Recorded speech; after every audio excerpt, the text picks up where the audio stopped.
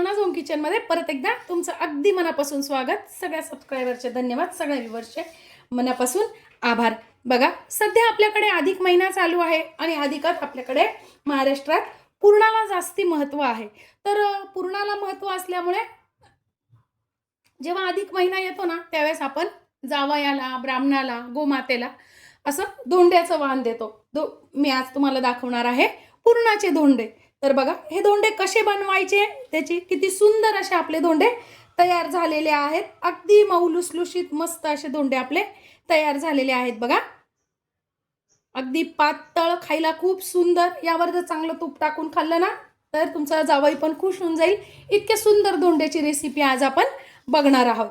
चला मग अधिक वेळ न घालवता इतके सुंदर असे, अजिबातही चिटकत पण नाही हातात। बघा किती छान असे पातळ असे आपले धोंडे तयार झालेले आहेत। असे धोंडे कसे बनवायचे, अजिबातही फुटणार नाही, अजिबातही पुरण बाहेर येणार नाही।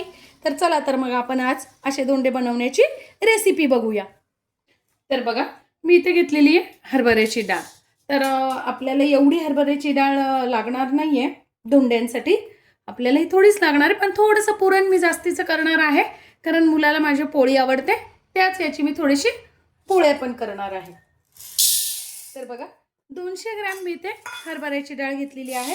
आता ही हरभऱ्याची डाळ आपल्याला स्वच्छ 3 ते 4 पाण्याने धुवून घ्यायची आहे। तर बघा, 3 ते 4 पाण्याने मी डाळ छान धुवून घेतलेली आहे। आता बघा, 3 ते 4 पाण्याने स्वच्छ धुतल्यानंतर मी 3 इंच पाणी वरती ठेवलेलं आहे। पुरण छान आपल्याला यात शिजून घ्यायचंय। कुकरच्या आपल्याला 5 ते 6 शिट्ट्या करून डाळ छान आपल्याला आता शिजून घ्यायची, अगदी मऊ होईपर्यंत। धोंड्याच्या वरच्या आवरणासाठी मी इथे घेतलेलं आहे गव्हाचं 1.5 वाटी पीठ। आता बघा, त्यात आपल्याला टाकून घ्यायचंय अगदी थोडंसं चवीपुरतं मी मीठ घेतलेलं आहे आणि 1 चमचा आपल्याला तेल टाकून घ्यायचंय। हे धोंडे मी वाफवून करणार आहे, म्हणून मी गव्हाचं पीठ घेतलेलं आहे। जर तुम्हाला धोंडे तळून करायचे असतील ना, तर तुम्ही थोडासा मैदा आणि रवा मिक्स करून घेतले ना तरी छान लागतात। पण हे मी जे धोंडे बनवणार आहे ना, हे गाईला वाण देणार आहे। आता हे पीठ भिजवताना आपल्याला काय करायचं आहे, आपण जसं पोळ्यांना भिजवतो ना तसं भिजवायचं नाहीये। थोडं थोडं पाणी करून आपल्याला घट्ट पीठ भिजवायचं आहे। बघा, इतर वेळेस जेव्हा आपण पुरणाच्या पोळ्यांना पीठ भिजवतो ना, तेव्हा ते आपण सैलसर भिजवतो, पण आपल्याला धोंडे वाफवून घ्यायचे आहेत।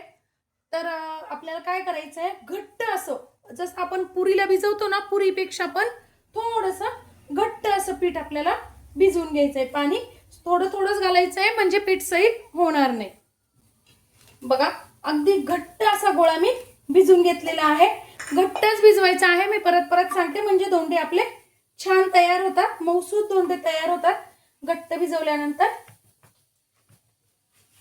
म्हणजे छान ते आपले लाटले जातात आणि फुटत पण नाही। थोडंसं मी तेलाचा हात घेतलेला आहे आणि छान असं मळून घेतलेलं आहे। आता हे आपल्याला एक 15 ते 20 मिनिटांसाठी छान झाकून ठेवायचं आहे, म्हणजे पीठ छान मुरलं जाईल। बघा, 6 ते 7 शिट्ट्या मी इथे करून घेतलेले आहे। बघूया आपली डाळ कशी झाली ते। वा, बघा किती व्यवस्थित, खूप जास्ती पाणी पण राहिलं नाही। आपण जे पाणी टाकलं अगदी परफेक्ट प्रमाण आहे। बघा किती छान डाळ शिजलेली आहे। अशीच डाळ आपल्याला शिजलेली हवी आहे। आता ही डाळ आपल्याला नितरून घ्यायची आहे, पाणी पूर्ण त्यातलं काढून टाकायचं आहे आणि त्या पाण्याचा आपण छान सार बनवू शकतो। 5 मिनिटात ही डाळ छान नितरून घ्यायची आपल्याला। डाळ अशी छान नितरून घेतली ना, तर पुरण आपलं पटकन तयार होतं। आता बघा, ज्या कुकरमध्ये आपण डाळ शिजवून घेतली ना, त्याच कुकरमध्ये मी डाळीला चटका देऊन घेणार आहे, म्हणजेच पुरण तयार करून घेणार आहे। आता काय करायचं आहे, डाळ आपल्याला जेवढी शक्य आहे ना तेवढी अशी छान बघा गोटून घ्यायची आहे, म्हणजे मग पुरण छान पटकन तयार होतं आणि लवकर बारीक पण होतं। आता बघा, या पद्धतीने मी छान जेवढी शक्य आहे तेवढी डाळ घोटून घेतलेली आहे। बघा, लगेच किती बारीक झालेलं आहे। या पद्धतीने जर आपण पुरण सुद्धा केलं ना, तर खूप पटकन पुरण आपलं बारीक पण होतं। बघा, पाहिजे तर तुम्ही खाली कुकर खाली घेऊन, गॅसवरती न ठेवता कुकर खाली घेऊन पण ही प्रोसेस करू शकता। बघा, किती आपली डाळ छान शिजल्यामुळे पटकन बारीक पण झालेली आहे। आता ज्या वाटीने मी डाळ घेतलेली होती ना हरभऱ्याची, त्याच वाटीने गुळ चिरून घेतलेला आहे. तुम्हाला पाहिजे तर तुम्ही इथे साखरीचंही करू शकता. आहे तितकाच गुळ आपल्याला घ्यायचा आहे. असं आपल्याला हलवत राहायचंय कंटिन्यू. आता बघा आपलं पुरण एकदम घट्ट झालेलं आहे.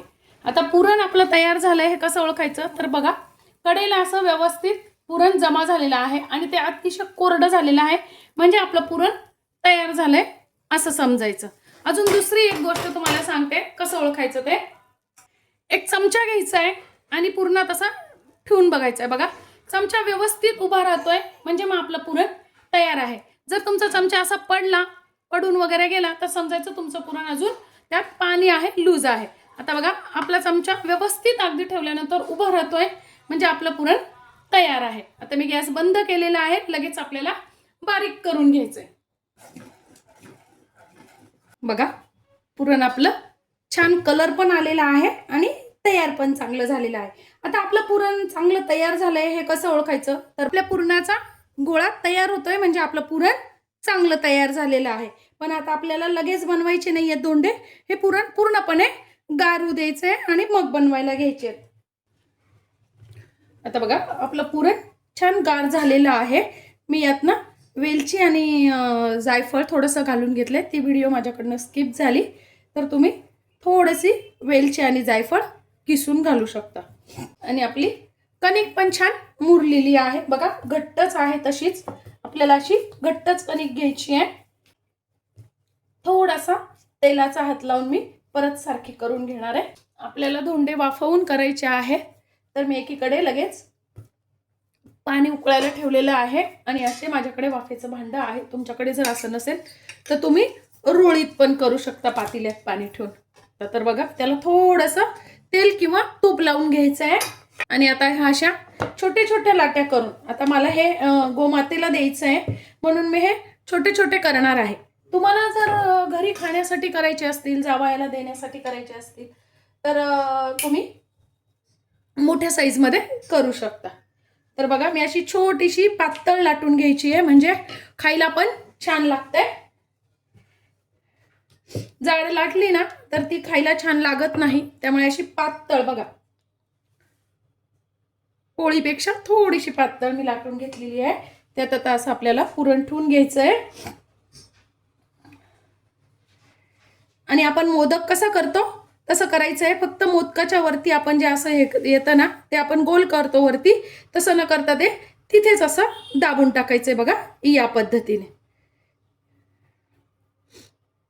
आणि ह्या पद्धतीने आपल्याला असे सगळे धोंडे करून घ्यायचे. मी परत एक दाखवते तुम्हाला. बघा या पद्धतीने पुरण भरून घ्यायचंय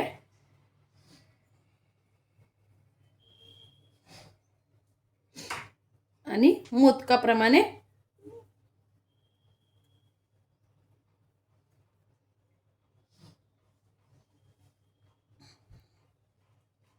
असे आपल्याला 33 धोंडे तयार करून घ्यायचे. या पद्धतीने मी असे सगळे करून घेतलेले आहेत. आपल्याला आता हे वाफवून घ्यायचे.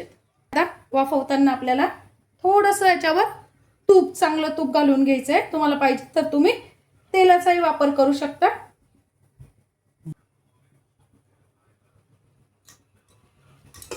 तूप घातली म्हणजे याची टेस्ट छान लागते आणि वासही खूप छान येतो. बघा मी खाली पाणी उकळून घेतलेलं आहे आधी आणि आता हे छान वाफवून घेणार आहे. वाफवताना आपल्याला काय करायचं आहे, गॅस मिडियमच ठेवायचा आहे. मिडियम गॅसवर आता आपल्याला हे छान 12 ते 15 मिनिटं वाफवून घ्यायचे. आता बघा आपले 15 मिनिटं झालेले आहेत. वा छान असे आपले धोंडे तयार आहे. बघा फुले पण मस्त आहे आणि वाफले पण आहे. पण आता आपले धोंडे तयार झाले हे कसं ओळखायचं तर असा बघा हात लावून बघायचा. चिटकत नाहीये पीठ म्हणजे धोंडा तयार आहे.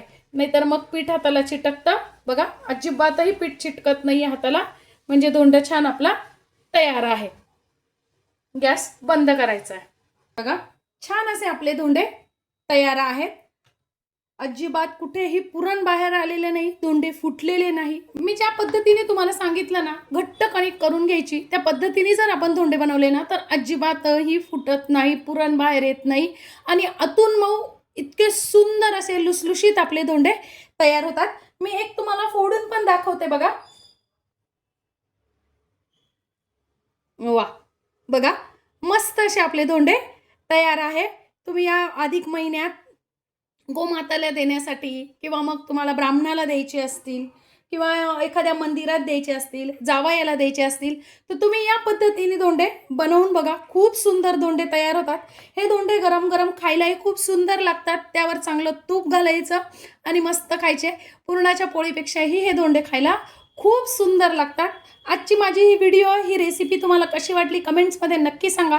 चॅनलवर नवीन असाल तर चॅनलला लाईक, सबस्क्राईब आणि शेअर करा आणि या अधिकात असे धोंडे नक्की बनवा.